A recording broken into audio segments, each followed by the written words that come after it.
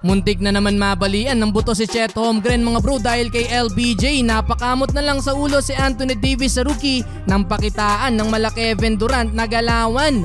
Eto na mga bro ang muling pagkikita ni LeBron James at ang top rookie ngayong season na si Chet Holmgren. Last time na nagtapat si LBJ at Chet na injured ang rookie dahilan kung bakit na-miss niya ang isang buong season. Well, mas tumibay na kaya ang buto ngayon ni Holmgren. Well, first quarter, unang atake pa lang ni LeBron sa ilalim, tilapon agad ang depensa ng rookie. Parang papel lang mga bro, natirahan din ng 3 si Holmgren. Ganda ng simula ng Lakers maliban kay LBJ. Meron pa ang Anthony Davis na maagang nagpahirap din kay Chet. Nanlalaki mata ni AD sa rookie mga bro. Maaga tuloy na foul trouble si Holmgren, dalawa agad sa first quarter. Nakapondo din ng 15 points si Anthony Davis while shooting 6 of 8 sa field.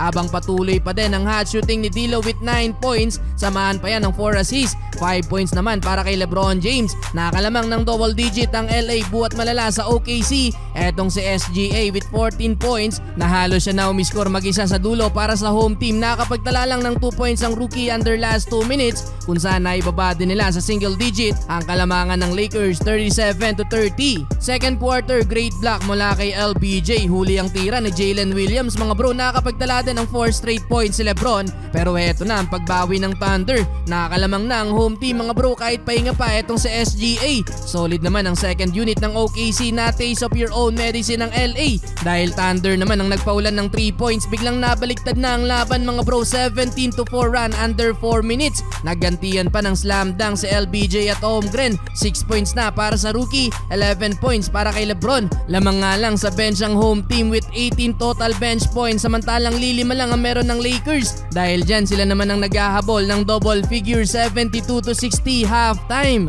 Entering the third quarter, pinag-start ng Lakers mga bro si Austin Reeves na agad nakakuha ng puntos. Pero mukhang nakabuelo na ang rookie, 5 straight points to start the quarter. Pinakitaan ng pull-up jumper si Anthony Davis, may foul pa yang kasama. Iniwanan din ang depensa dito ni AD. Lumobo pa sa 16 points ang lead ng Thunder halfway mark ng quarter. Hirap na hirap ang Lakers makakadikit mga bro. Scoreless sa third quarter si D'Lo, LeBron at AD pa din ang bumubuhat sa opensa ng Lakers. Yun nga lang palaging may sagot sa kabila ang OKC. Masyadong unstoppable pa din si SGA. 30 puntos na mga bro para sa one-time All-Star. Kung makawala pa ng 3 sa dulo mga bro ang rookie na si Chet Holmgren, 10 points sa third quarter. Lamang din ng 20 ang Thunder, 108-98. Well, fourth and final quarter mga bro, naglaro pa si LBJ at Anthony Davis. Pero kahit nakapagtala pa sila ng puntos, hirap na sila maibaba sa single digit ang kalamangan ng home team. Lugi sa transition mga bro, kaya naman sa dulo panalo pa din ang OKC sa likod ng 30 plus points na SGA